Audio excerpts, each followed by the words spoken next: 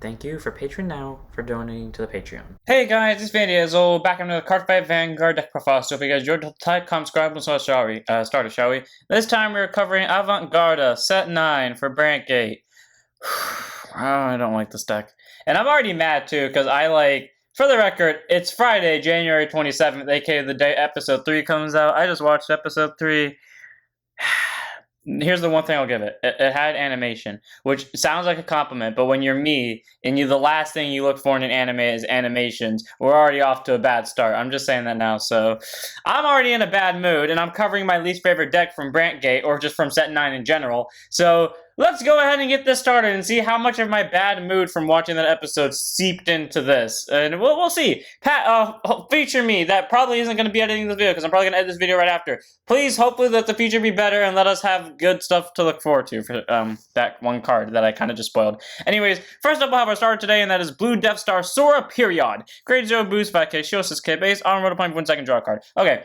Standard starting not supposed to matter. Basically, that means if you win second draw, and that's nice because it essentially allows you to make your ride deck for the grade 1 turn for free, which is all around a good bonus.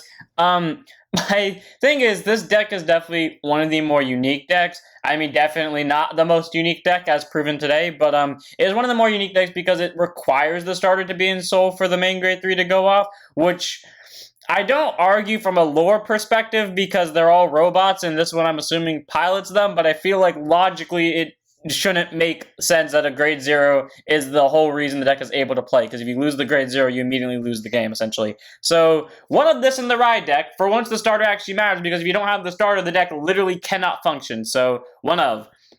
When we have our triggers, first up we have the Over Trigger and Star Dragon Deity of Infinitude Eldobreath. Everyone who has ever played against Brandt has probably seen this and probably hates it because they probably want to play against Gravidia with it.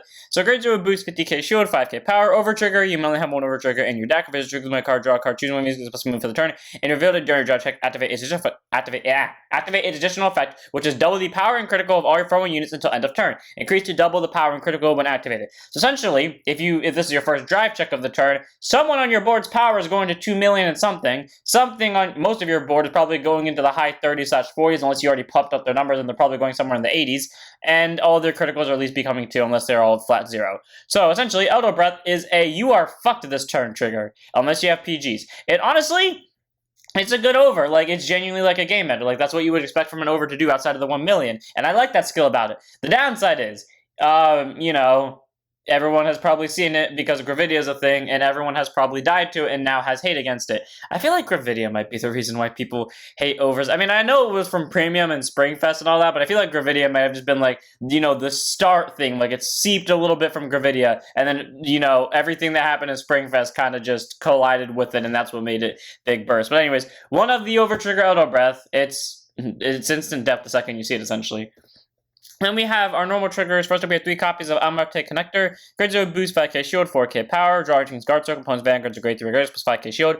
Great, 10k shield. It allows you to get your hand cards, just free draws. I like it. It's pretty nice to have, and solid 3 of. Like, honestly, this deck this deck can run generic triggers, and it's like, for me, it's the way with Heroes is from Brandt all the way back in set 6, where essentially the deck kind of just works on its own. I can literally just not pay attention and the deck will work on its own, of course. So 3 of the draw trigger. Rainbow somehow works with me.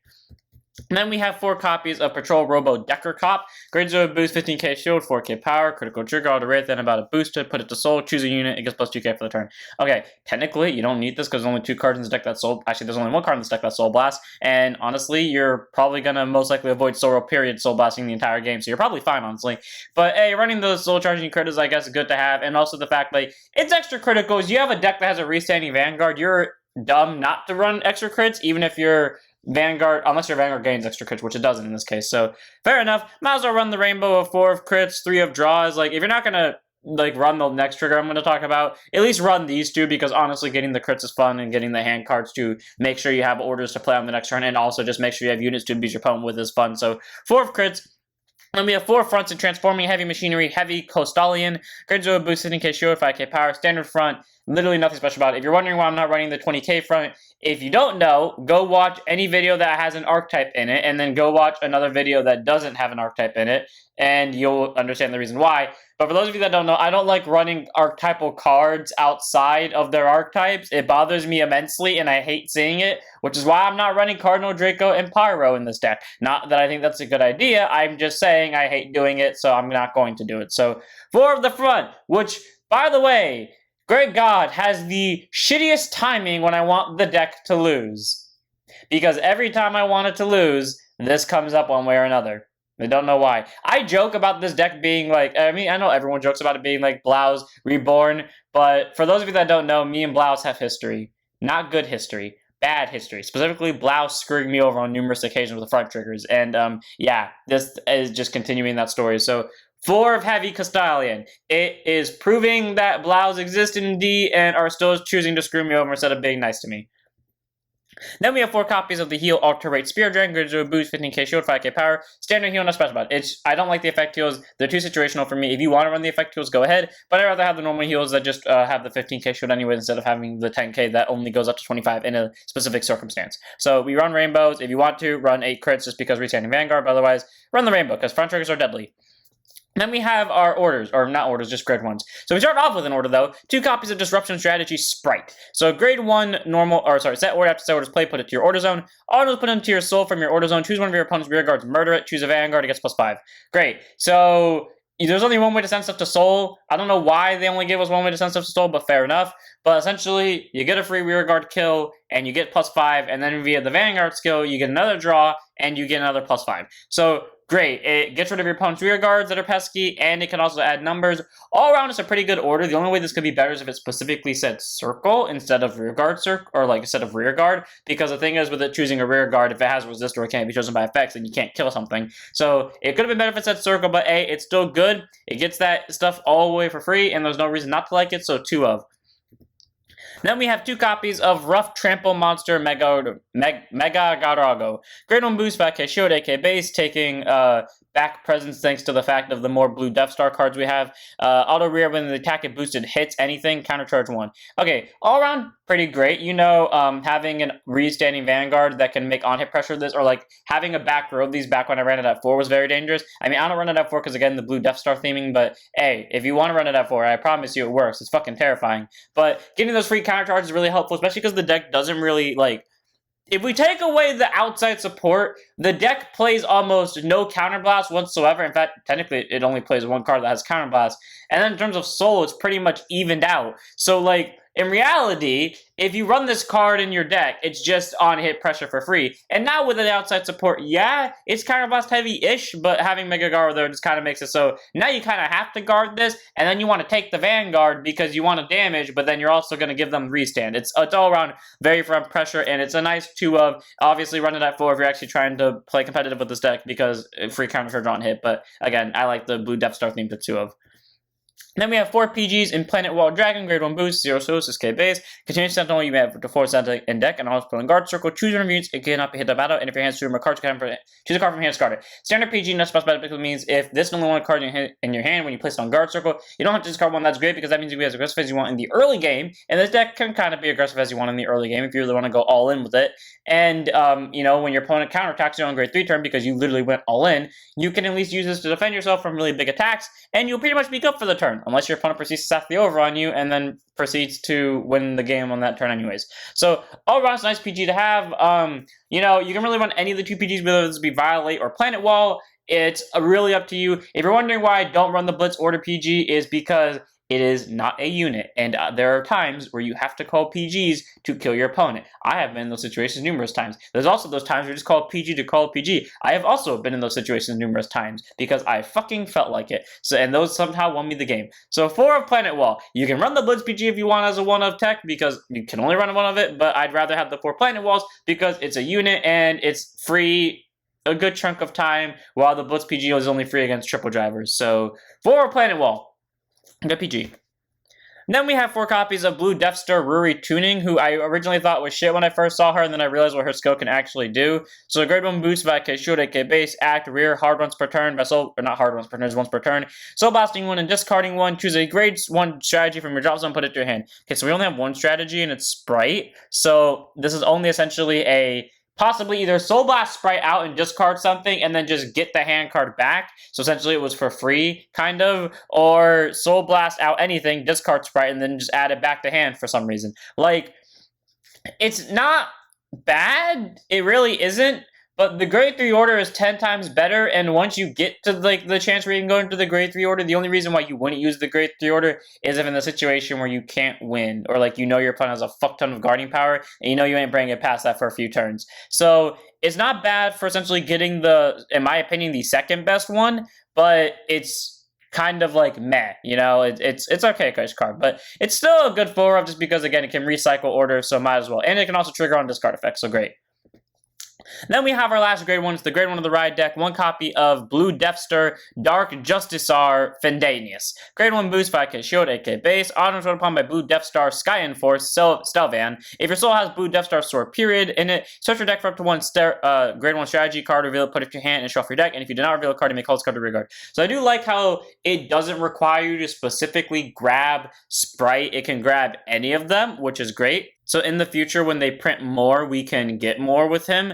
But it's nice that either you can choose to get a strategy, or you can choose to essentially forerunner him to rear guard. And that's nice, because then the deck can be a little bit more aggressive, and on like grade 2 turn, and then the grade 2 has almost the exact same effect. So it's really nice that you can have like extra ways to set up rear guards, and if you don't want to, and instead you want to set up your orders, it's a good thing that you can do that too. Alright, I like Fendanius a lot. He's a nice grade 1. I just don't like his art, because in my opinion, he's too bulky, but he's still pretty good with her skills, so 1 of in the right deck. Then we have our grade 2. First up, we have our grade 2 order, and that is Bombing Strategy Thunder! I would sing the song Thunder by Imagine Dragons, but I do not feel like doing that. Anyways, grade 2 set, order after Sora's play, put it to your order zone. Autos put into your soul from your order zone. Choose one of your vanguards until end of turn, it gets plus 10, so along with the extra plus 5, so that's a total of plus 15. And your opponent cannot intercept or play blitz orders. Now, in my opinion, this one is the worst. Not because I think its skill is the worst. I just like the other 2 skills more personally for my playstyle. But in my mind, if anything makes this deck get like anywhere in tops, it's going to be this one. Here's why. Locks down intercepts and blitz orders for the turn. Now, I don't know if other people run blitz orders, because I don't pay any attention to fucking competitive whatsoever. Fuck, I don't pay attention to anyone else's other deck profiles unless they actively tell me what's in it. But the thing is, the fact that this can nullify blitz orders, I know against me this would do a lot, because I like to run blitz orders in my decks, and the fact that you can nullify intercepts shuts down anything that has like extra shield value when it intercepts. So it's a good order, and against like decks that are getting a little bit, especially because a lot of decks now are getting a little bit more defensive as time goes on, yeah, this is going to start shutting some shit down. So 2 of Thunder. As of right now, in my personal opinion, for my playstyle, this is my least favorite one, and probably the worst, again, in my opinion. But when we get to competitive, we'll see what that goes, because I feel like this is the opposite, and this is actually the best one, or at least one of the 2 best ones. So 2 of this one. Free 15, technically, and it nullifies intercepts and blitz orders. What's not to like? Then we have 3 copies of literally my least favorite card in this deck. Blue Deathstar Zakusen Asilfa. Grade 2 intercept 5k shield, 10k base. Auto, when it's placed on rear guard circle by Soul Blasting 2, choose a grade 2 strategy card from your drop zone, put it to your hand. Why? I mean, like, yeah, you can Soul Blast out this grade 2 order and then it proceeds to immediately bounce it back, but this is arguably worse than this one because, I don't know, it's Soul Blast less, or no, this one Soul Blast more, like, that's why it's worse. I mean, it's not bad. The thing is, they also wasted the art on this, like, honestly. You give, like, a badass gunner, and then you proceed not to give him a retiring skill or an extra power or crit skill. Like, they tried to make this deck consistent, which was fair, but I want to let this be clear now. When I didn't have either of these 2 cards to support, I was still actively drawing my orders just as often as I am now. They did literally nothing. They could have done something with these 2, and did nothing with them. Fair enough. It's not a bad card, though. It does get you the orders back. So in situations where you're trying to spam out the grade 2 as much as possible, because again, free 15 and nullifies orders and intercepts, it's great. So it's a solid 3 of option for recycling the grade 2 order. But outside of that, it has no real purpose, so take that as you will. But I do like running the 3 of, A, because of its name, but also, again, the grade 2 order is kind of good. So fair enough. Then we have 4 copies of Combine Rusher. This is the only deck I will ever run this card in. Grade 2 intercept 5k shield, 10k base, auto rear when this unit attacks a grade 3 or greater unit, whether it's Vanguard or Rearguard, if your order zone has 2 more set orders in it, which is a rare occurrence that happens once every 2 blue moons, this unit gets plus 10k for the battle. So great, 20k. That sounds fun, being a 20k swing and all, which is true. But here's the thing, with the way this deck works, you are always setting an order to soul. So essentially, if you don't put an order down on your first turn of the game, you have already lost the ability to use a skill unless you want to go a turn without using your Vanguard skill, which is something you do not want to do because that's your deck's main win con. So it's not bad, it's just, you know, needs the deck to play very openly with a certain opening hand to be able to use this card. And then auto drop zone, when a set order is put from your hand into the order zone by counterbalancing one, you can call it to rear guard. Great, that's not a once per turn at all, so if you have 2 of them in drop, which I do sometimes, you can just CB1 to call 2 of them out the second you get to grade 2, which is great. Allows for good multi-attack and board spamming, which is something I love about it. It's definitely a good solid grade 2 for that. Its 10k skill goes off, like I said, every once in 2 blue moons, but hey, it's a good card. It gets you rear guards, it gets you possible numbers. What's not to like about it in a deck that doesn't literally spam CB at all? In fact, out of this thing, there's only one other card in the deck that actually uses CB, so frankly, you can use how much as you want. So for Combine Rusher, he essentially is free in this deck because, like I said, there's only one other card that uses CB, and arguably use this one more, so 4 of.